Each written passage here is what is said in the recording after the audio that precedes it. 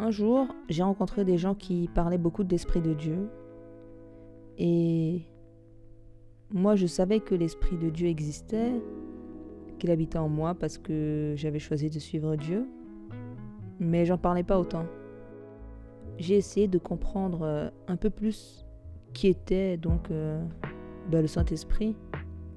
Et en fait, après, c'est ma lecture de la Bible qui a changé. J'ai eu l'impression de le voir partout. Abusé. Comme si un jour tu découvres que les virgules et les points existent. Ils ont toujours été là, mais enfin tu te rends compte. C'était pareil pour le Saint-Esprit. Et alors, quand j'ai lu que Jésus disait qu'il valait mieux qu'il parte et qu'il nous envoie le Saint-Esprit, le choc. Je m'étais toujours dit que la vie serait plus simple avec Jésus, en chair et en os, à côté de moi. Et là, il dit aux disciples que c'est mieux qu'ils partent pour mourir sur la croix et que nous recevions l'Esprit de Dieu. Mais c'est quoi cet esprit ? Jésus, il a dit que je ferais de plus grandes choses que lui avec cet esprit.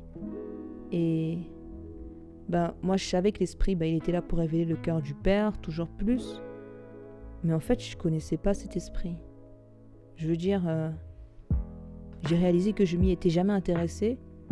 Et maintenant, quand j'ouvrais ma Bible, je voyais le mot esprit écrit un peu partout.